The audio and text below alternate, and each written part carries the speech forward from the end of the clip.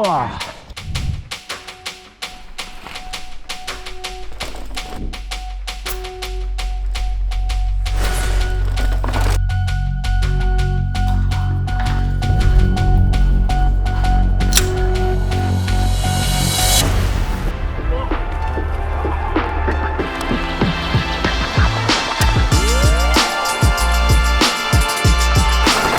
Welcome everybody, thank you very much for tuning in. We are excited to report back after solid bit of testing here in Knoxville, Tennessee. We put 13 of the best e-bikes we could come up with through the paces, all in the name of science and testing.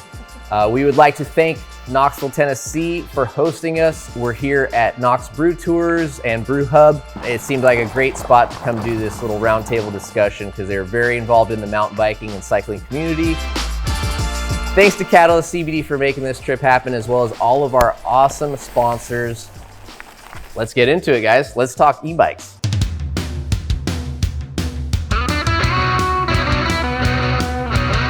Let's just jump in. We'll start off with the Canyon Spectral on CFR LTD, retailing at just about $13,000.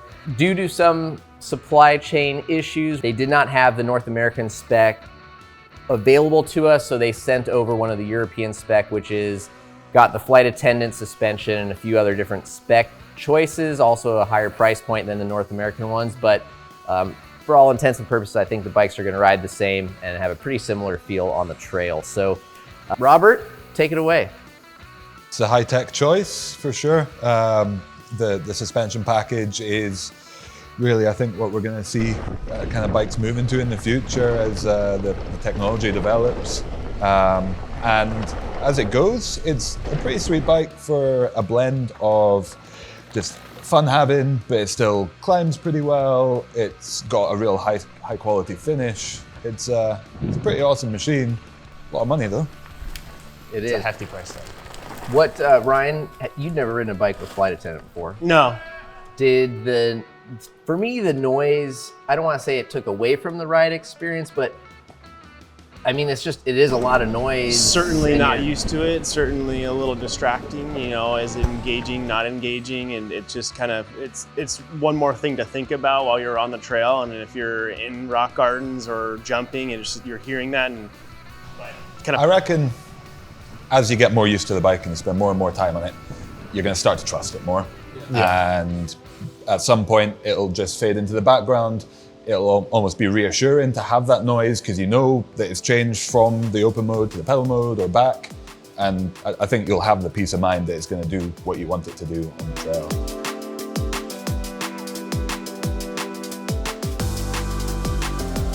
All right, so tech aside, since most people in the US probably won't even be able to get this bike, ride quality. I felt this bike was very lively, playful. Definitely not a bad bike for the jump trails. It's fairly agile in the air, but I don't think it is the most agile in the test. It certainly wasn't the one that made me want to hit every side hit and kind of play about as much as some others that we'll get onto. But yeah, absolutely a fun bike to ride. Okay, and who thought it was the most playful? I would have to go to that end of the spectrum. You know, the steeper head tube angle, a little bit shorter wheelbase with that mixed wheel set, like it does, for me, it flicks back and forth really nice. I'm not as much of a side hitter as Robert. I thought I was until I rode behind him and I'm like, oh, look, I'm not. I like that rear end on that thing too. Yeah. Climbing up on those rocks and roots, and it was pretty supple off the top. Oh yeah, totally agree. The climbing performance in the trail category on this bike is way up there. A lot of power, great delivery, lots of traction. Yeah. The Canyon Spectral on, I think we all agree though that we would buy, even if this were available, we would buy a lower spec model. But the handlebars are a bummer. Yeah. 1 person out of 8 testers liked the handlebars. They just feel super rolled forwards. Very rolled forward. And it can't adjust. I've got no adjustment. It's that one-piece setup.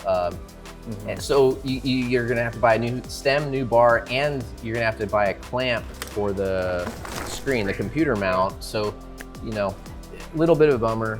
And I think we agree though that sick bike, just bar stem swap and lower spec, save yourself some money. Yeah. All around kick-ass bike. Lower spec and come to Knoxville for the trip. All right, so next up we will talk about the Norco Sight VLT C1. This is a 150 mil, 160 mil 29er.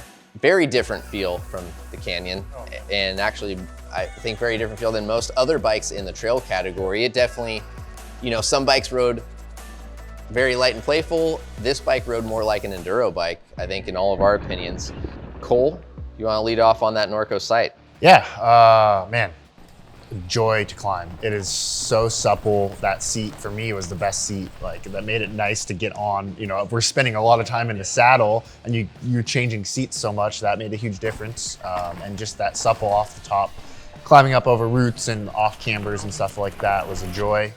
Getting around some tight corners took some forethought and planning to, you know, on some of these switchbacks. But for me, it was the most comfortable to climb. And then when you get it pointed downhill in the right terrain, it really does shine. 462 millimeter chain stays. It is a lot longer. It has the longest wheelbase by... Second longest wheelbase of all the bikes on test. Yeah, into the Even Enduro Enduro. bikes. And what's the only longer Enduro bike? The Range. So, so yeah, I mean, every other trail bike, you know, it's 20 mils longer, and you feel it shows. for sure. The long back end really helps keeping the weight on the front wheel. It's an awesome thing when you're climbing, but get into tighter terrain on the descents and you struggle a little bit. It did have a very soft and supple suspension feel. Also, I think part of what made it feel more like an enduro bike. Nick, I mean, when you were charging that thing into rough downhills. Yeah, it's well composed. I mean, that long wheelbase shines when you're at speed at high, you know, big frequency impacts. It really handles as well, stays composed, settles right into the mid-stroke, and is very supportive at the end of the stroke. So much fun going down that rock garden that we were sessioning yesterday at the top of Devils. And just, you know, it's all just that rock chatter, and it felt real nice and supple. And then those big compressions, those doubles and those jumps, it just, oh my God, it felt so good. It felt so good. The rough stuff better than some of the enduro bikes. Yes. Yeah, you look down, I'm like, what bike am I on? Am I on a like, did trail I bike hop or on an enduro bike or a mini DH bike? What the heck is this thing? Yeah. So I guess I would maybe say that this bike would be really good for maybe new school trail riders, machine built trails, or someone who is regularly charging chunky, rough terrain. Maybe also someone who isn't looking for a playful bike, maybe like the older or the newer rider who wants seated comfort, a supple suspension feel, go out and put some miles in, you know, isn't really like trying to fight off camber, weird pocket turns where that length and feel kind of works against you. And being able to throw a huge battery in that thing, it can go all day for that kind of rider. Norco sells their bikes without the battery and allows you to pick the battery size that works best for your budget or your riding needs. I think we've got to see more companies doing that. It just makes sense if you can afford to do it, to have two batteries and tailor it to your day. It's an awesome feature.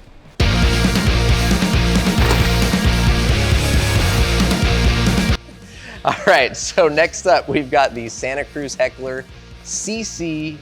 We have the X01 Axis Reserve, $13,299, which is not the most expensive bike in the trail category, crazily enough. 150, 160 bike. This is a mullet, so that means there's a 29-inch front wheel, a 27.5-inch rear wheel, Shimano EP8, 720 watt-hour battery.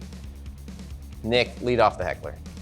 Man, this thing is a play bike. This thing pops, it jumps, it's very, you get a ton of feedback out of the trail. You can push into it and feel confident that you're gonna be caught in the corner. You're gonna be able to feel that little bump that you wanna pop off of. The small rear wheel really adds to that playful feeling, be able to just snap the back end into whatever you wanna get into. On really rough, chunky terrain at high speed, it starts to get maybe a little bit unsettled, and in sustained high frequency hits where you're packing out that rear suspension, the VPP kind of shows its weaknesses there, but man, does it have its highlights in nearly every other aspect of riding that bike. I got a little different opinion on. Do you? I do. Just felt it was a bit harsh front and rear off the top, going up and down. Climbing up, you know, rocks and roots and stuff like that, you know, just I felt like I was kind of hit. I felt every bump. But going down, big chunky rock gardens and stuff like that, I felt the back end getting hung up. Yeah. Even like when the trail kind of started to flatten and traverse a little bit, and there was like clusters of rocks and stuff like that, and you're trying to carry speed, I felt that rear end get hung up a bit. Robert, I think you might have had more fun on that bike than anyone. Yeah, I think so too. When I hopped on it, it was just the perfect location to ride it. Groomed trails, some tight corners in there, lots of jumps and lips to pop off of, and it really shone through that. It's a stiff bike, like both in terms of suspension feel and the overall chassis and wheel stiffness. I think this might be the bike that I love cornering the most. Oh yeah. I thought that the Geo was so solid on, like, whether it was like little like quick snaky like rut turns where you just get that back end where you want it, or maybe like coming out of a corner and setting up into the next turn. Like, it just felt like, it made me feel like I was a dual slalom racer, you know? Like, I just loved cornering that bike.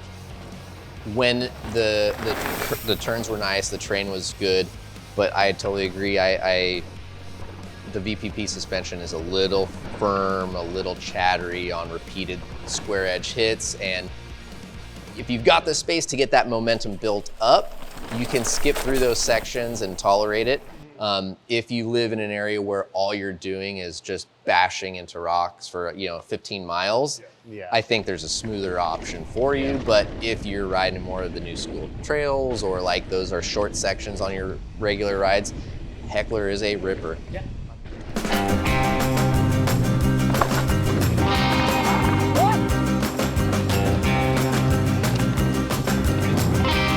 Alrighty, so next up we're going to move on to the Specialized Turbo Levo Expert, $11,000, 150, 160. Once again, another mullet-equipped bike. Who wants to lead off the Levo? Who doesn't? Wow, I just have to say, what a bike. well-balanced machine. Okay. Climbing, very supple, off the top, which is important to me, but supportive. I think great motor, thing climbs up anything that I want to go up. Easy to flick around, and then it just comes alive on the way down. Anything that I threw at it, it just, first run, it felt great, and then you get down to the bottom, like, I gotta go back up and push harder. And you keep pushing and pushing and pushing, soft off the top, and well supported, just corners well, jumps, it plays. It does everything that I want a bike to do. Ticks a lot of boxes. Like, you've got the geometry adjustment, real easy, motor's good. Sick bike. Nick? Yeah, not a lot of bikes I can set my like normal standard settings on, jump on, and feel that comfortable. Yeah, I mean, the first lap on that bike, I was riding it when we were filming in the rock garden, and I was going in blind. Yeah. Also, like, all right, I hope I got my settings right, and dropped in, and it was just like, eyes were wide open, like, all right, we're doing this again. So much fun to ride. Yeah, power delivery is amazing. Like, it's very supple on the climb. It has the settings right for where we were climbing, but if you needed to slacken it out, that option's there. Yeah. Yeah, and I think it is definitely at home no matter what you do it in, right? I mean, you rode it in Windrock. I did. You also rode it on some pretty mellow, green to blue jump flow trails. And some natural stuff in between. Yeah. Didn't change the setup, and it rode everything pretty well. Yeah, and I mean, that's pretty impressive. Something that we do have to mention though, this bike showed up and the motor was making quite a, I wouldn't say quite a bit of noise, but it was one noise rather loudly. So we actually called Joe Buckley from the trail and put him on speakerphone so we could hear the motor. He called a local shop, or actually he called Specialized Rider Care, which is exactly what a consumer would do They found a local shop. Shop had a drive unit in stock. We drove the bike over there within, I don't know, an hour and a half, 2 hours. They did a motor swap on us. We've been good to go. That was obviously a big talking point for us, right? Especially in a time where you might be putting a deposit down and waiting months just to get your bike, and then to get it and have that be an issue. However, after talking with Specialized and kind of voicing that concern, they told us, you know, if we take a step back and think about the massive amount of numbers of Levos that are, you say you see them everywhere, right? I think we all do. The percentage of drive units that have a problem or make noise is very, very, very low. So we got unlucky. Some people do. Luckily, Specialized rider support system and their dealer base are pretty massive and do a really good job to warranty that and take care of it quickly. I mean, we were down a few hours. The bike still worked, it just made a little more noise than we wanted. So Still worked really well. I know, right? And I think we need to say that. Even though that bike was making, that motor was making a lot of noise, would you guys still want that bike? 100%. I'd accept that noise to ride the bike. Yeah. Okay. It's awesome. So, Like, despite, I would still spend my own money on this to have that bike.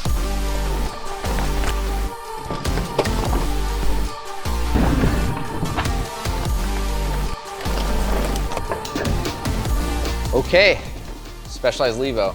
We'll move on to the next one. Yeah.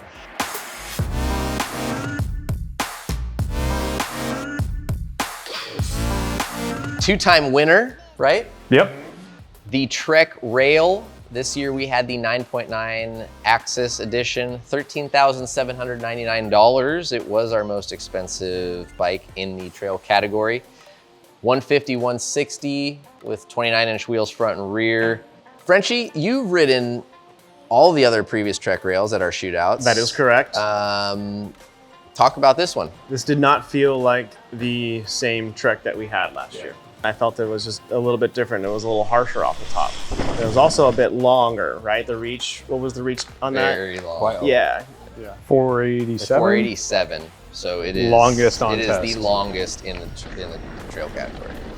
Yeah, I just, I was really excited to get back on the Trek Rail, and then I got on it for a couple of laps, and I wasn't as excited. It wasn't the same bike, that last year and previous model were so good, and so just, you could do anything you wanted for a trail bike. We are still able to climb. That Bosch motor is great, and we are able to climb anything. I felt that it was just kind of just a little bit long for me. Dude, which was different from last year where you could kind of play and relax on that rail and it still was alive. Yeah. This one I felt like, oh, you need to be kind of charging, get your weight up over the front wheel. Yeah. It seems like they took the rail from being a do-it-all, playful, aggressive trail e-bike and like borderline made it like an enduro race machine. Yeah. Yeah. Right. It feels Like that's a what it light makes sense. enduro race machine, Right, but right. in terms of geometry, it's stable, it's pretty firm, like supportive, but it's not comfortable. It's not, to me anyways, it's not a bike that you can just cruise up the trail and have every bump taken out of it. It's something that you need to actively ride. Yeah.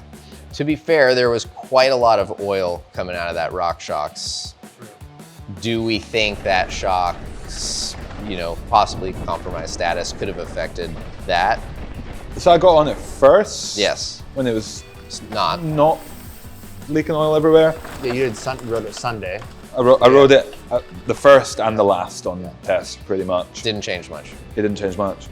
Going fast, like riding doubles yesterday, I had to brake check every single jump. Yeah, you were Coming- catching me on every Coming jump. out of those It is a corners fast and bike. just rocketing. Yeah. It is a very Very fast stable. So I think for me, the suspension change isn't as big maybe or notable. And, it does feel like it's a bit stiffer, a bit more platform and maybe tuned for a little bit more aggressive, higher speed riding. Yes, I'll agree there. To me, the biggest change is the bike's geometry. And I think that is a major talking point for I think for more riders than maybe that change in suspension, because the size gaps that Trek has now created are massive, and I think there's a huge amount of people that are going to be in between sizes, riding a bike that's too big or having to wonder if they need to get a bike that's too short. We just need an intermediate size in there. Yeah. That's all it is. The gap is too big, and it means that if you're in your kind of height range, you're either going arguably too long or slightly too short. Make no mistake, I mean, the Trek Rail is a good bike. Oh yeah. I just think it is a little polarizing, and it may not be the best bike for everybody, but still a very solid machine, and one that we did hop back on again and again to really try to see where it needed to be ridden. So. Somebody call it. On your mark, get set, go. Why does it feel like this is giving me nothing?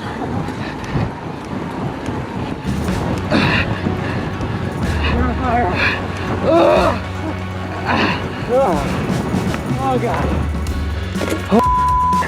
I don't even know if there was a winner. I think we tied. Have you ridden a Cube? No, none of us have ridden a Cube before. It's a first time contender.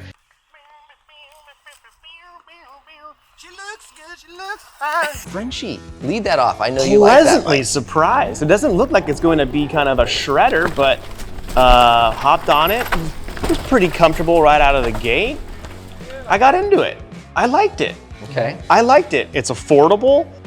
The suspension's soft, and you gotta get into it. It just definitely needs some bottom out work, but I liked it. I had fun. It was playful. Climbed well. Bosch. It's got a lot of things going for it. But was it supple off the top? It was supple off the top. Well, it's supple all the way through. Yeah. Yeah. It is. Yeah. Fairly linear, and had a long stem on it. That rear shock also got overworked, for the terrain. Well, yeah, with no Really- piggyback, heavy pushing bike.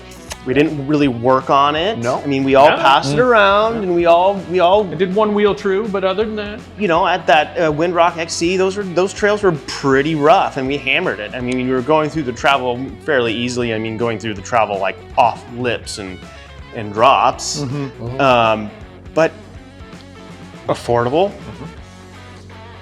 Relatively speaking. relatively speaking. Yeah. I mean, it's got a lot of things going for it, but That plush feeling off the top made it a joy to climb. Like it was Yeah, it super was very comfortable. yeah, you could sit down and spin Oh, with that yeah. Bosch, man. What a nice bike That to climb combo on. of like the Bosch Yeah. power and that really supple top end. Really cool. It had a short reach though at 460. Was small. Yeah, but long stem, it didn't Yeah, feel kind of terrible. negates some of that. Yeah. Worth mentioning, only bike on test with 27.5-inch wheels front Yes. and rear, and I think you did notice that on certain types Oh, of terrain. man. The real chunky stuff, Plan B, you could feel that front wheel just getting hung up where everything else was okay. And Yeah. it might not be for everyone, but I think it means that it plays pretty well. It kind of descends pretty well too, supple. Uphill corners. Uphill I think- corners. yeah, switching lines on Yeah, uphills yeah. and just kind of making your way up. A major standout was how impressed we all were with that Domain R fork. Oh, Yeah. Surprising for a budget fork. Yeah, like ultra budget. Yeah. Almost. Yeah. Holds its own. Yeah, definitely a cool bike overall. I personally didn't love that bike. I don't know if it was the shortness, maybe like the high bar height. I know Stack felt. It did feel like you were stood up. I did. I felt stood up. I felt like the bars were high, and I also just felt like the front end just.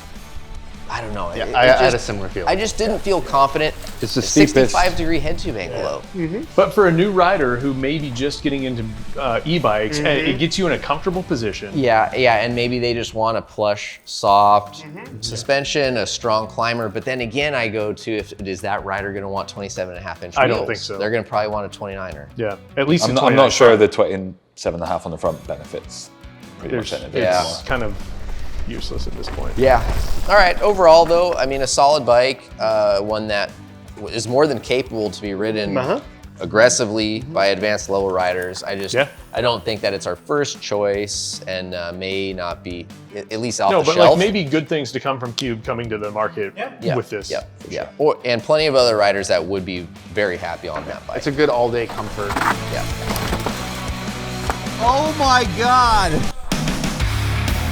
Next up, we'll move to the Mondraker Level R. This is another Bosch bike with the CX Gen 4 drive unit. Kiox 300 display on this one. It is a 170/180 bike, and Fox performance level suspension, a 38 fork, and DHX2 Performance Elite shock.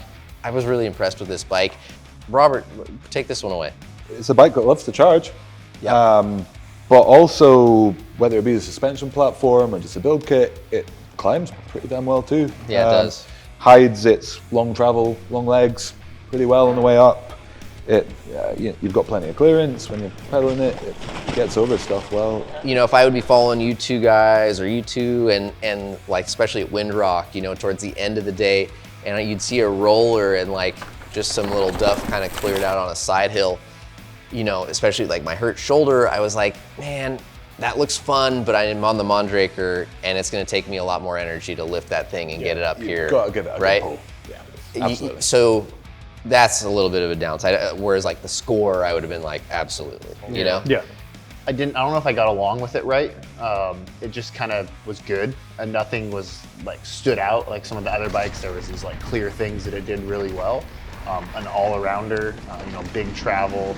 I think all of us were a little like looking at the rear shock. 350-pound spring. Okay. It did like to go fast, and that weight showed in a positive way. Oh, for sure. When it got steep and really rough. It cornered well. Yeah. It stayed. It like I don't think I ever felt like not composed on that. I think the only time I felt the limit of that bike is when you start to flex the wheels on that bike. Yeah, 100%. That's its drawback for sure. The build quality of those wheels is very low. We worked on those wheels quite a bit, or you, And then destroyed them. and then destroyed them. You know, we've had, like I said, those other Mondrakers that I was testing also had the D-Max wheels on it, and every set of those D-Max wheels, spokes were completely detensioning, denting, flat spotting, whatever. So I think that's not the right spec. I know they're marketing it as an e-bike It's wheel. not. They got the cute little lightning bolts. Because on there, every but- time I would go and I'd feel like, okay, I'm just about to make this turn, and then you just feel this like wandering feeling in the front. And Especially like a compression where you've maybe got a little bit of off camber, or you're trying to turn a little bit, you just hit them and the wheels just go. Bleh. You weren't able to ride the bike as much because No, the I- wheels. You're it kind felt of like babying the suction. wheels, and you're Like trying to we be would've- gentle and really kind of ride differently. like so we you kept don't being like, destroy oh, the we got to wheel. take this next one easy because we just retensioned the entire wheel. Like, Yeah. That's a bummer. Oh, the Bosch system, the controller on the yeah, handlebar. A little bit that- clunky. big. Move that. Like just move it inside the stem. Just get it out of Yeah. out in front like an XC bike. You're talking the screen. the screen. Yeah. Okay. And The controller, the controller. Slim it down a little bit, please. Like Bosch, you gotta change that controller. Mondraker Level R. It's good. It's stable. It needs a different build kit. So much potential. Yeah. It's just in the middle for me. Nothing stood out. Right? It's all right. It's a solid bike. All right.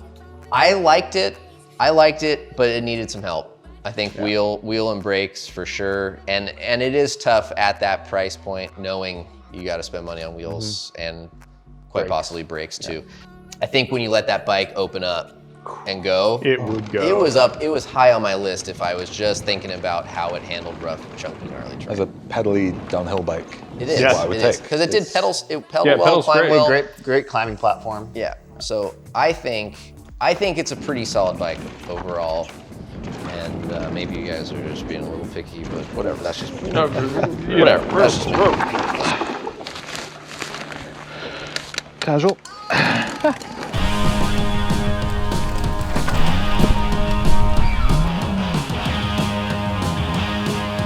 Next, we'll move on to the Norco Range, the VLT C1. This is a 170 millimeter front and rear wheel travel bike with a retail price with our battery size, because as we said earlier, Norco sells their bikes without a battery, so you can pick 500, 700, or 900. which will change pricing. So we opted for the 720, and that gave us a MSRP of roughly $10,098 at the time of filming. Who wants to lead this one? She rips. Okay. She rips, Where man. does it rip? It rips, and it's a downhill bike. It weighs a ton. Okay. It plows through anything you want because it's so long. And I mean, it is by far the longest bike we had on test. It surpasses all things in length, but it's also super stable. It's plush off the top, it's plush in the mid-stroke, it's supportive when you get to the bottom. You point it on a line and you know it has the weight and the length to get you down anything you're going down. Really feels like downhill bike to me. Yeah, it absolutely does. A heavy downhill bike. A 60 At pound 60 downhill plus bike. pounds, yeah. And A downhill bike from my youth. you know, like I wanted to chime in as well, but the reality is that many of us didn't get to ride the range very much because, like many of the other Norco e-bikes we've tested, the thing fell apart. First day at the park. You know, I We mean, snapped over linkage. it's a bummer because the bikes are good. They are definitely good bikes, but we had motor mount bolts come loose, fall out, whatever. We had rear axle dropout stuff come loose. We had shock hardware come loose. It's a bummer there, especially if you're spending that kind of money on a bike, but When it works good. it does. Yeah, so if your hardware's tight and you have all your bits and pieces bolted together, solid bike. A little more due diligence from, you know, that first ride, you know, doing torque checks, those first few rides might pay dividends long term for some of these issues. It's very important Like to I do. would probably re-Loctite or thread lock everything Everything. on that bike. Yes. For me, like Nick talked about, this is the longest bike we have here, but it also, you don't feel like you have to get your front weight over the bars as much to feel comfortable No, on the you don't corners. actually. That like very Just centered. Their centered Yeah. geometry just allowed you to kind of sit in the middle, and then dependent on the feature you're coming up to, adjust your body position to adjust how the bike's going to react. And for me, of the enduro bikes, it was the best cornering. I just like a longer wheelbase. I think they did a really, really good job on this bike. I think this is one of the best geometry bikes that they've put together. I do think it's long, like manualing it. If you like to manual, Yeah. Takes it's some getting hard. used to. Yeah, you got to And- spend a lot of time on it. Yeah, to and I understand. do feel like the Norco e-bikes, their weight feels like it's up in the head tube for me. It doesn't feel like it's way It's down not that centered low. low feeling.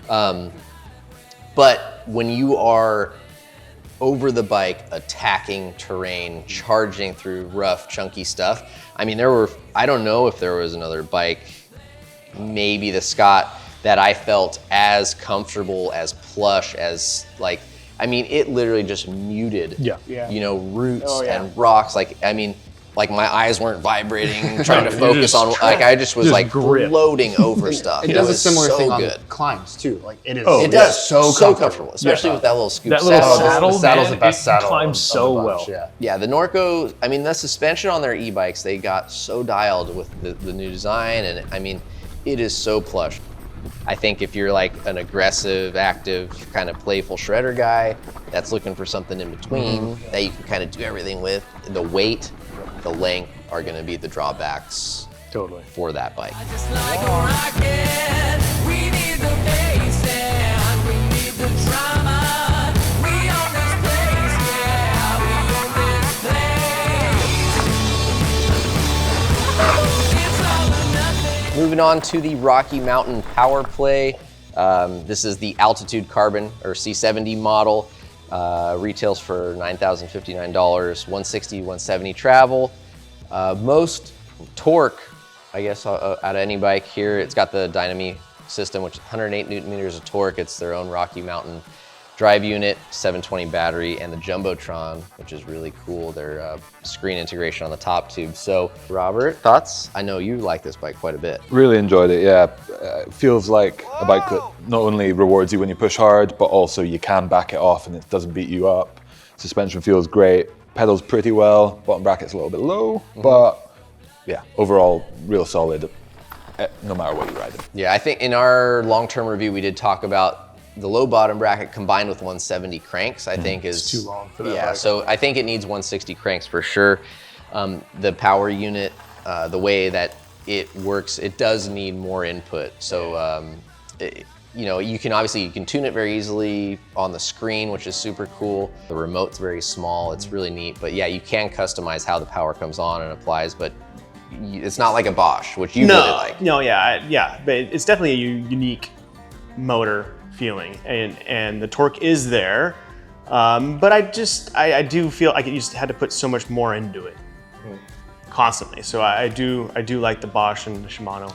But then you hit something like the steepest terrain, maybe not necessarily the rockiest or the most technical, you're like but steep fire road. But like steep fire road Yeah. or just like the side of a hill, and you like put in a bit of effort and it claws you up like nothing It was else. your favorite climbing bike. Yeah. More so than like the track. Yeah. Yeah. Just the power. raw power. If you give it a little bit, it'll just pull you up the I hill. got big legs. I got these little Yeah. That's it, man. He's got to train. I found it really predictable. Squats. So like a lot of these trails we're riding blind. Some of them we only rode once, a couple twice, and even on that second time, you don't really know the lines. And I found that I could commit to a line and then hop over into a new line. Specifically when we were following Nico, I was like, oh, I'm gonna do that little pop over there. And I found it changed directions easily, but then also stuck in when you wanted it to. On some of those deeper rain ruts, I was getting some rub on the outside of my feet, which, I mean, those were some deep rain ruts. I don't have anything like that in my riding zone, but I just felt like I could really push and never found the limit of the bike thus far, which was really cool to feel and be confident right away on steep, difficult terrain where I don't know what's coming up next. That, I feel like mid-high pivot is so sick for the rough stuff too.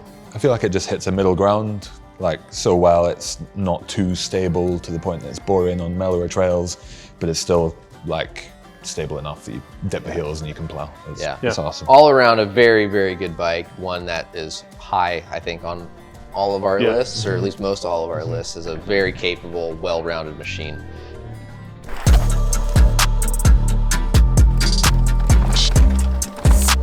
First impressions, first day out on the SCOR, super playful. Like, Frenchie is not going to be able to get off of this bike. As someone that rides more aggressively and wants to push the bike, I am having to like hold back because it's so playful and poppy, like just trying to dial in rebound.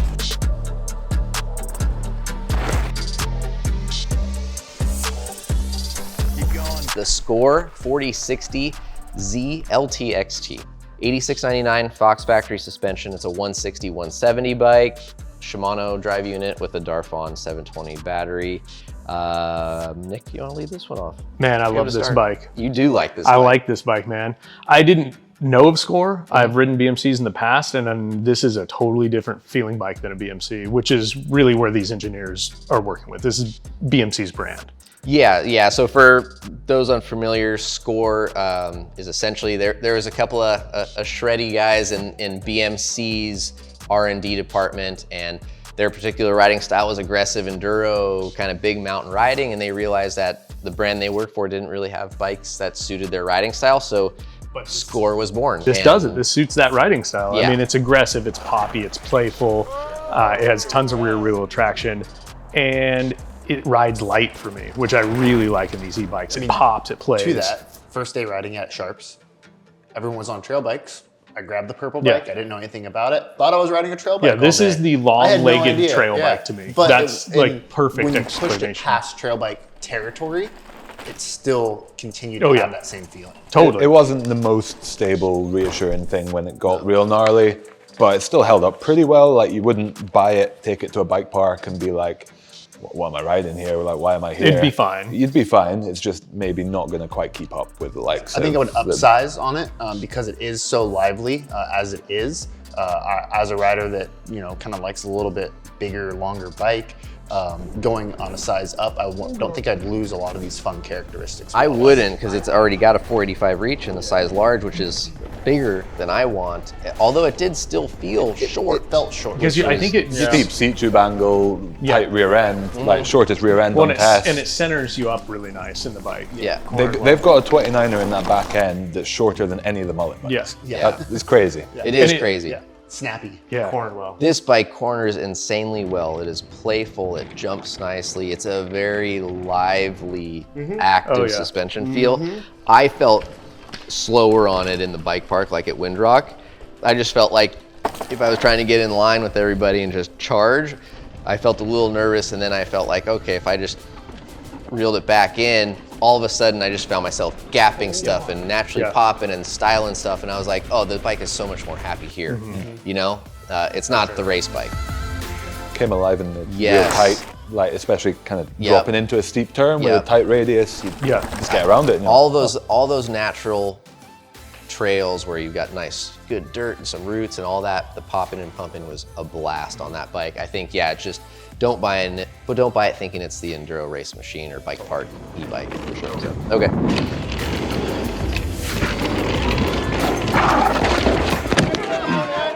We fell in the first corner! All right? Yeah, You good? Everything's not broken? we're good.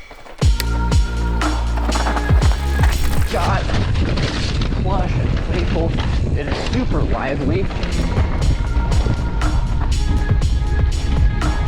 Scott Ransom eRide 920. Ooh. Boy. Everybody liked that one. It was really good. Like, surprised me. I've never ridden a Scott. Kind of just like, didn't know what I was getting into. And from the moment I hopped on it and was looking at it, I was like, oh, it's got like super base level suspension. And then you ride it, you're like, oh, you don't need anything more. Like, Not on that. No. Whatever they've done with the tune. The lowest priced bike in the shootout at all categories at $54.99. And it outrode, dare I say, every bike? Pretty damn close. Many of them. Yeah. It's I would like in most conditions this outroad. There's a few places other bikes shine a little bit higher in real rough or very technical climbing, but this overall outshines. Other bikes, we've all said like, man, this bike really does good here, but not so good there. And I don't feel like there's anywhere that we can say like the Scott didn't do so good here, it's better there. Like, it's just very good in a lot of places. It may not be the best in any one of those. I think it might be, but some other riders don't. Yeah.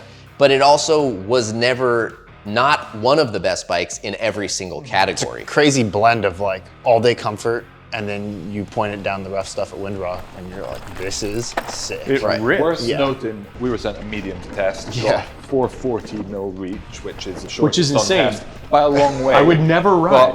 But at 6'2", I was riding it and I wasn't that unhappy. Yeah. I don't understand, but I'm not complaining. What magic was is good. in this bike? What magic has Scott done there? Yeah. Incredible traction. Incredible traction. Oh, it's Up just and endless. down. Yeah. Off camber, rocky, incredible traction. And pointing Just that thing downtown. The supplest. Yeah. Yeah. And pointing that thing downhill, just blazing down. Jumped well too. Yeah. Really awesome. Yeah. All around. And that Zeb, like, Yeah. there's no clickers. You just set the What pressure. magic shim stack is in this? and the Fox Float X2 Yeah. Performance Shock. Yeah, nothing. Like that bike. Okay, the rear derailleur fell apart, like literally. That was Brian's fault. We probably can Well- blame Brian, video guy back there. He's waving his hand right now. I think he may may be to have. blame. But it did lose a rivet. All right, so that's the Scott Ransom. We'll just keep Enough moving on. said. Yeah, Otherwise, We got to keep going. we'll This keep is talking about how good that bike is for the rest of the day.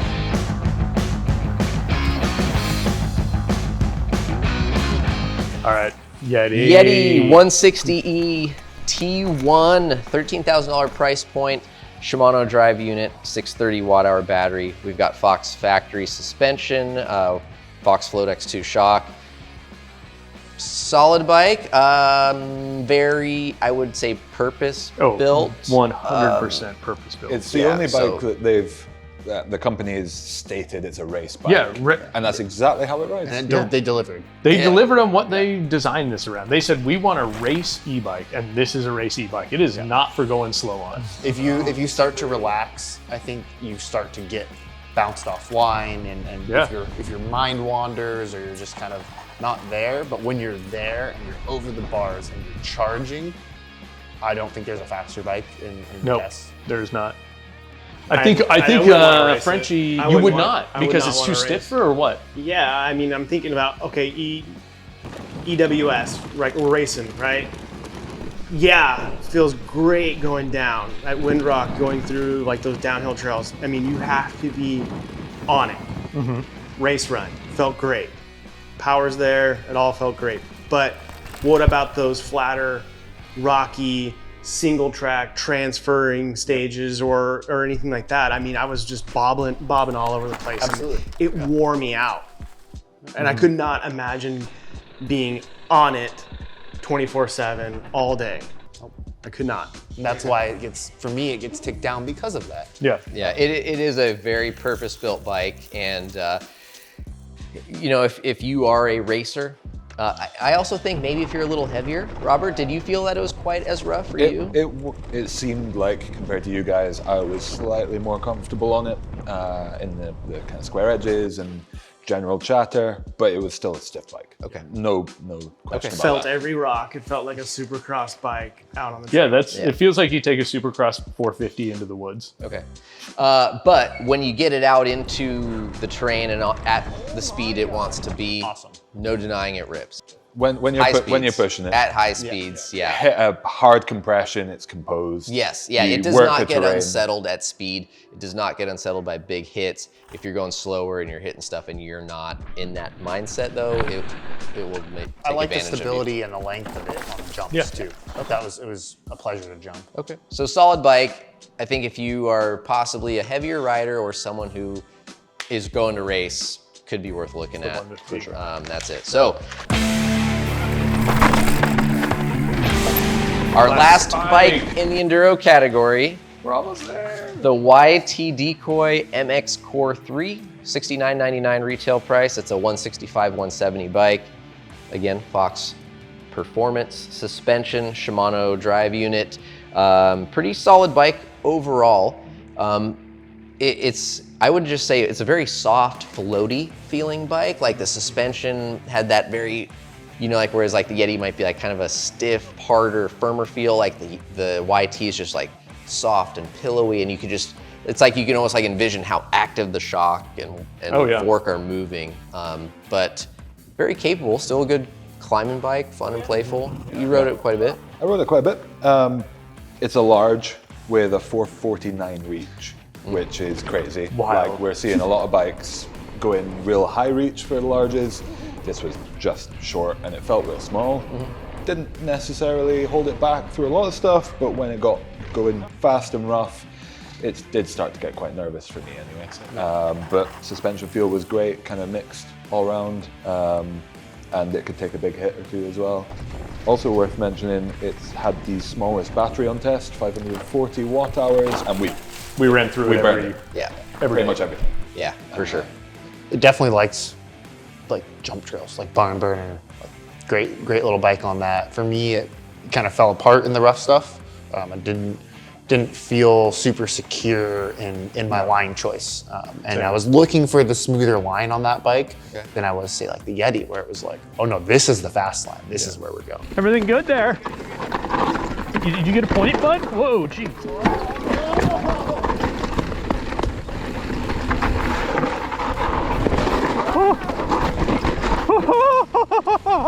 Made it!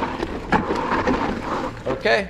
Well, solid bike overall. Yeah. I think we all liked the YT Decoy. And if you're like a play guy that's really into like getting... Or just out riding around. Or just having a I good think it had a time. little bit of a low BV. If I recall, we had some I was hits smacking a on few that. rocks. Yeah, 160 crank though. It wasn't too bad. No, not so bad. No. Okay. Solid bike. We saw like 4 guys out on those bikes. Solid this all week. arounder. Pretty progressive rear ends. I think we ended up running a little bit heavier in the sag. Yeah. So that did drop the BB down. Yeah, solid all-rounder. I think most riders, if not all riders, are going to want to size up one or maybe sure. even 2 For levels. They do have a wide size range though. Yeah. All right. Well, now that we've gone through the bikes, it's the moment you've all been waiting for. The awards, our picks for the year.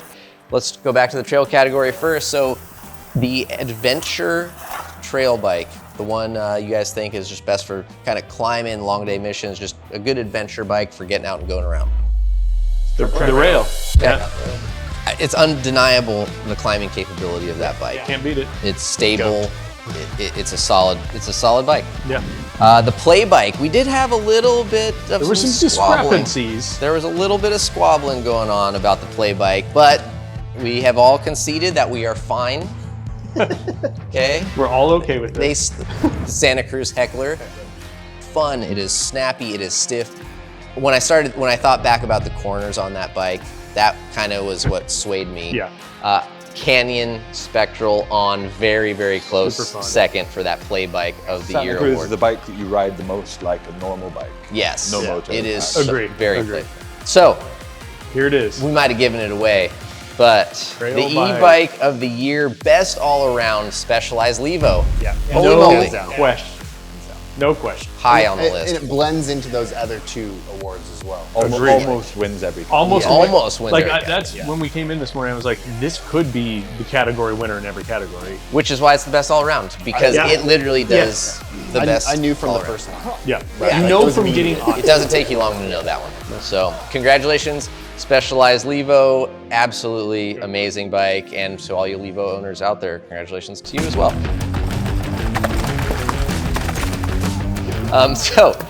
Moving on to the Enduro category.